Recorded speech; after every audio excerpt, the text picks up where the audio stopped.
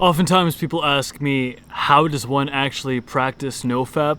Which, on some regard, is kind of a dumb question because it's simply not doing something, simply avoiding something that you know drains you, lessens you, doesn't give you that sort of push-through, breakthrough power in the world to get results, because getting results is so difficult. Breaking through and having output, it's incredibly hard. It's incredibly hard to get anything done. And so having an emotion, a vigorous nature to your character in which you can break through that noise, break through all the obstructions with a level of violence, this quality is incredibly useful. And all you have to do to harness it is to simply not release your sort of essence within you that is your entire source of want, your entire source of drive. But I do understand what people mean when they say, how does one practice this? Because even though you can set the intention of wanting to do NoFap, brahmacharya, it can be very difficult to just do what you know you want to do, just out of compulsion, itch, or frustration. Your streak can break very easily. The reason for this is because we're not really 100% in control. We may think we are, but so much of who we are, how we act, how we behave, it's just a nature of our constitution, a nature of biology, just executing the machinery of our minds. We're like these robots who think they have agency, who think they have complete control, but unless you sort of have efforts in place, transmutative practices in place to harness this energy, you're not really in control, and it will find dark, devious ways to express itself if it doesn't have a creative outlet. And so today's video is a little more conversational, but I just want to address as best I know how, after doing this practice with success and failure over the last 2 years, about how one can practice NoFap as a guide to life, like how to have this as a system and a part of your living. The first most important component of this is to emotionally know that NoFap works. Like, from experience and from within your deepest essence, you have to just know, man, this works. I don't know why. Maybe it's because of what the Hindus have said about how virya, the vigorous nature within you, is expressed as creative potential. Maybe you believe the Taoist mentality, but whatever philosophy you adhere to, or maybe you just believe in neuroscience in the sense that the dopamine drips are draining to our ability to focus, our ability to be present with life, and so doing this discipline, it just makes you more present to life. Whatever you believe, you have to emotionally know that this process works. And this is gonna sound kind of weird, but the best way to really feel that this process works is to binge relapse. I would say grit your teeth, make it 7 days of NoFap, and then allow yourself to relapse just once. I don't think anyone should ever relapse, of course, but in order for you to learn that lesson, to really feel in your bones, in your heart, that this is a thing that is just real, it just works. I don't know why it does, but it does. If you relapse and then notice the effects of the relapse, then you will really start to believe it. I found in the past that after I've had a little bit of a streak and then I relapsed, I was just so tired. I had no desire to really get out and do. And this wasn't just as a result, I don't think anyway, of me being sad about my relapse. There was a noticeable vital drain in what I could do, how much energy I had, how much potency, vigor, action-taking potential I had. In addition to that, I even noticed that dark circles would sort of emerge under my eyes if I ever relapsed a lot, or my face would lose its luster, or even the baritone of my voice would go away a little bit. By the way, in a previous video, there were a lot of comments about how my voice seemed higher pitched. It wasn't because I relapsed, it was because I was doing a lot of Jordan Petersoning earlier that day, and I just sort of got stuck in that higher tonality. I'm also a huge fan of Jordan Peterson, so I hope people can understand that that was made purely for fun, purely out of love. So when I noticed that I relapsed, I saw all of these physical and psychological elements that changed within me. And at some point, I just realized this just works. And when you know deeply that something is just real, like when I do this path, it's fantastic, and when I'm off of it, I'm just lesser, that's the first place to start.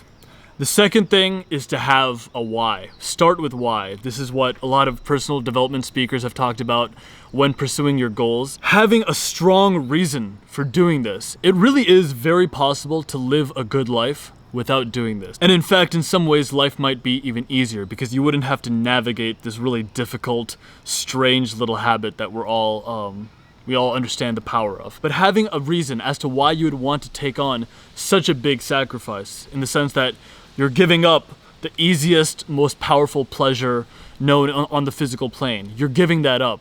Having a reason as to why you're doing that. What is it that you want to bring to life through your creative faculties that you want to reharness in that direction? Because when you know why you're doing it, it makes it much more serious. All of a sudden, you don't take your life at the baseline pleasure that any activity could offer you, and instead you look at the long-term perspective of different things. And one thing I noticed with doing NoFap is that I am more long-term thinking. It's almost as if I treat myself not as Nikhil trying to engage in the world, but like an RPG avatar who's handling this physicality from above and just guiding his actions based on what I know is best for him over his long-term intentions. My long-term intentions are sort of evolving and changing at this point, but I know that for me, it's incredibly important to have all the energy, all the fire, all the action-taking potential, all the vigorous qualities of my nature and the bravado, the courage it takes to express something within me that is just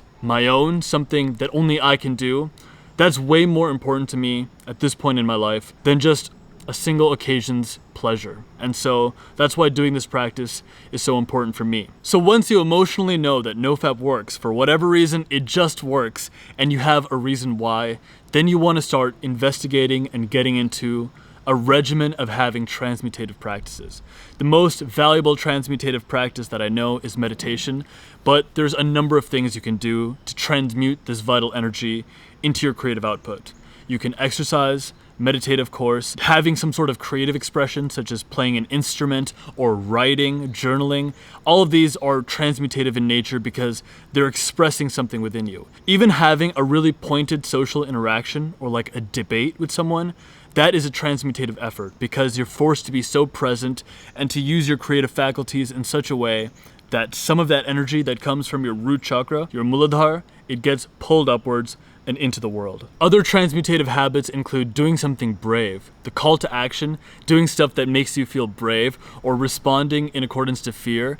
That is a transmutative effort in itself. In my opinion, based off of my experience, there's a transmutation that even happens when you express strong emotion, which is why this practice is so useful for actors or musicians, because we are selling our emotion. Our emotion is what draws people in and makes them want to connect with us. And so when you experience strong emotion, that actually is a transmutative effort. A great way to do this is actually to just listen to a great song and jam out extremely hard.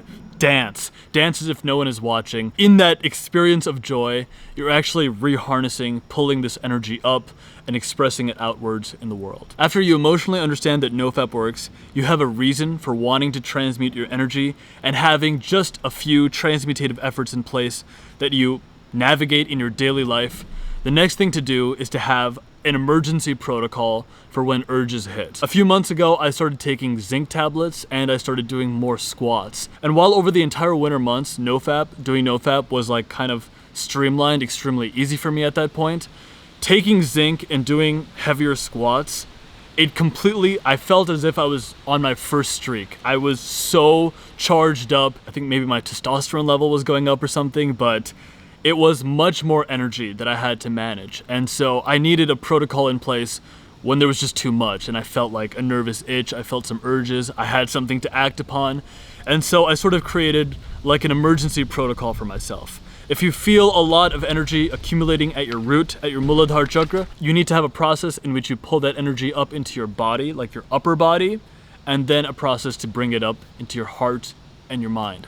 So as soon as I feel like, oh my gosh, the urges are like unconquerable at this point and I'm really feeling kind of just overwhelmed with energy, I will exercise. I'll try to get away from whatever I'm doing, and my good fortune is that I have like a remote job, so I have some flexibility with my work hours. But if I'm feeling a lot of strange anger, energy buildup, I'll just try to get a workout in, either running, yoga, or lifting weights.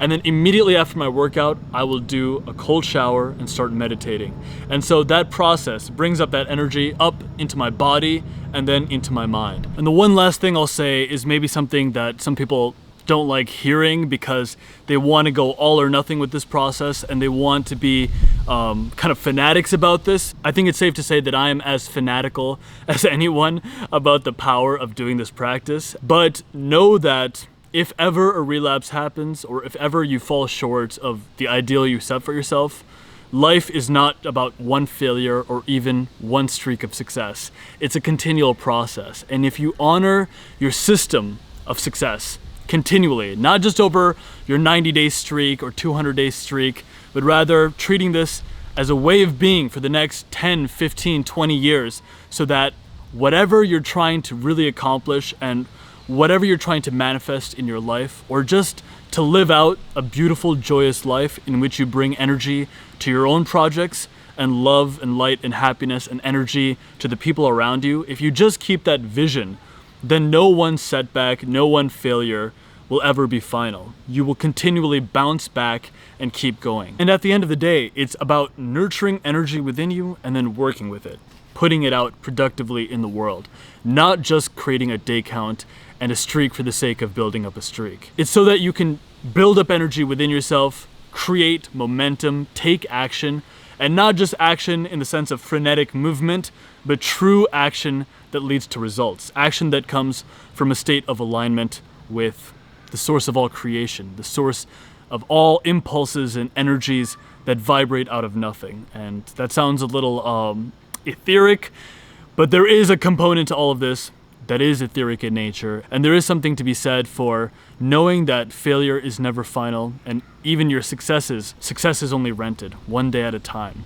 And so if you keep honoring the sadhana that goes with it, if you keep this long-term understanding of the reason why you're doing it, if you maintain a deep understanding that it just works, it just is real, whatever the Hindu sages have said, whatever the Taoists have said, whatever the modern neuroscientists have said about these processes and the staying away from the super stimuli of modern world. And lastly, living with transmutative efforts, transmutative practices such as meditation, cold showers, creative output, music, creativity, speaking with other people, expressing your emotion, experiencing joy, listening to music, having vigor, fire, power, and output, knowing that that is what it takes to live a life that is in conduct with the Brahman, Acharya, conduct that is in alignment with the Brahman, Brahmacharya, then you just might be living in accordance with the best that is within you. And for anyone who's willing to do that, to us I say greatness is coming. I'll see you guys soon. Cheers.